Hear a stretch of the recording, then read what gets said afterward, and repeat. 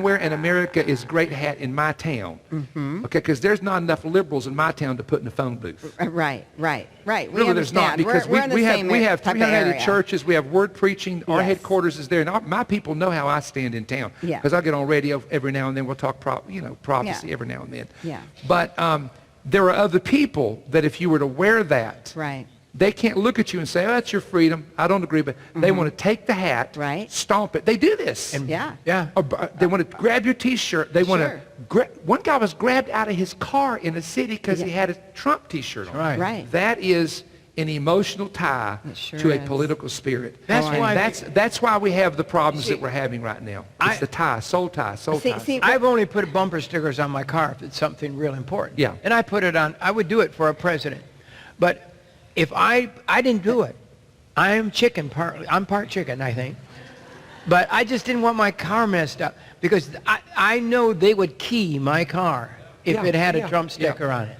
They would take a key and do that. Is that the kind of politician thing we want? Is that what we want in America? Well, let me say this. That turns. I've got to say this. They burned up. What's his name? Lance Wall. Lance Wall. No, you know Lance? Yeah. Well, you just gotten out of the limo in D.C. at the inauguration. I passed that limo 5 minutes later. You did? Let me tell you about the inside you didn't hear. Everybody was saying on the news, well, the crowds are off. I was there.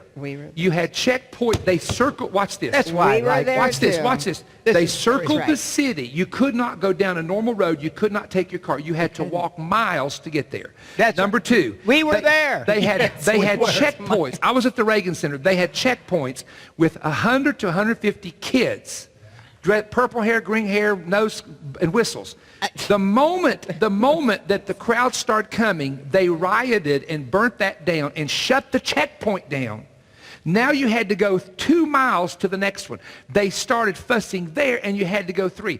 They ensured that they rioted while the people were coming in, and so there were thousands of people on the outside. We had people in the Reagan building who had paid to be there, and there was about 100 people, if I'm not mistaken, who couldn't make it because they got stuck on the outside because a man with initials GS, figure it out, we know, heads up all these protests. Sure does. And then they said, well, it's amazing because Barack Obama was our first African-American president. And Washington is 95% African-American. They were all there. Who wouldn't be there? You'd want to be there. That's a historical moment. That's right. But President Trump, they tried to make it look like nobody showed up, nobody liked him, nobody cared. And they planned and they blocked things out. I was there. I was there. I passed the limo right before they burnt the thing up. This is the first person to tell the truth about it, because nobody understood it.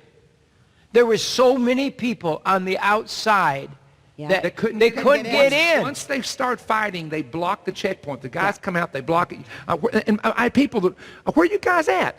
We had to walk my son is walking 3 miles. We did too, Rabbi. How many miles did I have to walk? And then they said, you can't go across the street, Jim Bakker. No, that's another thing. The Trump Hotel, where we were going to the prayer rally. They blocked the streets. They said, you can't go across the street.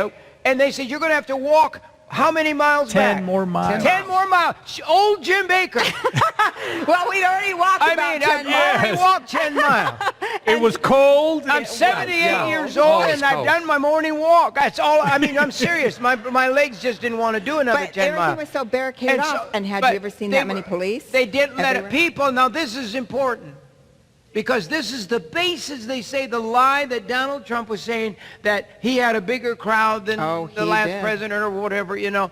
I want to tell you, there was so many people on the outside that never got into the inauguration because of what this man just said to you. At 10 o'clock, they said to my wife and I, there's the Reagan building, you better run. And my wife had knee problems. I said, baby, we got to run. She says, Pammy, honey, I can't run. And I had to talk a guard. My wife is coming. She's hurt. She's hurt. Oh, she's hurt. You have to tell her she's hurt. And when they got across, barricades go up, and nobody at that moment can come from that side of D.C. over to where it's taking place. You're exactly right. They blocked the roads and would not let you cross. It was crazy. See, there's got to be somebody telling the truth in America. Right. And I'll tell you what. Basically, 99% of all news is liberal. So it's How the Facts. president got in with all liberal newscasts. See, they think he had to cheat. yeah. Because that's the thing I really wanted to talk about, and I don't know if we ever got into it much, into the Russian collusion. Well, But they feel like the president couldn't have won. And so what would they do? What would the enemies do? We'll fake it, we'll cheat, we'll do something, So they think Donald Trump had to do something to get elected. You want some, I wanted your you want opinion some on news that. before it makes the news? Yes. And I'm going to be very cautious here. There is in existence right now 64,000 emails. And you can't ask me any questions beyond this, where this came from. 64,000 emails in existence right now that prove that the Democratic Party planned to use Russia to bring Trump down. There's a whistleblower, okay? And he's got him. And so I think should all go as preceded that you're going to see leak after leak after leak after leak come out. And you're going to, if they want to dedact names, they say dedact names for security reasons, but really they're redacting names of people we all know to protect them who are involved with corruption. And I think you might be surprised how big the conspiracy was. It was not that President Trump had a conspiracy with Russia.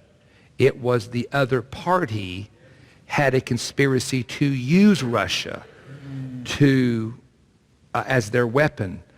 This could get, let me just say it this way, this could get interesting. And I will tell you from people who do know, Watergate was a Sunday school class.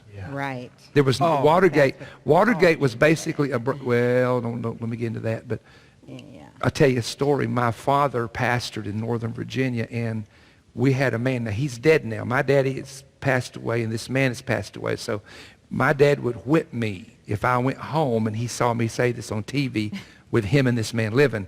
But when Watergate broke, we had a man in our church who was so high up in intelligence that he took my dad to a restaurant, and he said, there's been a break-in in the Watergate apartments, and here's what's happened. And he predicted Nixon would be forced to step down, because if Nixon, let me just say it this way, and I know the facts on it. If the whole truth ever came out in detail, there's one person still living that has to die probably before the truth will come out, then in that day, it wouldn't affect it now, but in that day, it would have destroyed the other party. This man said it will destroy the one-party system. If the American people know what this person did, and if I called his name, everybody here would know it. He's an old man now. Then it would destroy the one-party system. And this man listened in on the tapes. He was so high up. And he told my dad, and I have an interview of my dad in a vault that tells the Watergate story. Oh, I want to hear it. I knew you'd say that.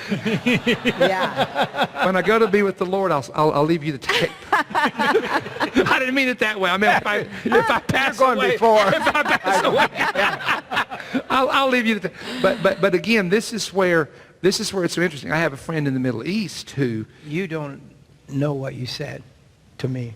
just now, I have known my whole life talking about Watergate. that Watergate was not right. Are you serious? Oh my God, I've known it. I've known it. Gloria knows I know Yes. it. Oh, yeah. I'll tell you what I'll Nixon do. Yeah. Yeah. was not maybe the greatest president we ever had, but I'll tell you what, he did a lot for our country. Yes, he did. He saved Israel. Yeah. When Golda Meir called him at 3 in the morning, And he reckoned, and do you know why he sent Israel weaponry help? Because he had a Quaker mother. He told Golda Meir, he said, I had a Quaker mother that taught me about the Bible. And I almost going to cry when I say this. And he told Golda Meir, when I heard your voice, I heard my mother talking. wow. And Nixon, remember the Yom Kippur War? Oh, yes. And Nixon sent the weapons and the help in to save Israel from probably an annihilation in the northern part. My goodness. Don't go away. We'll be right back after this special message. How long can we live without water? 3 days. 3 days. We have an offer today on the water. Time's gone for today, but I want you to be sure to order this Perry Stone special offer and this $70 gift.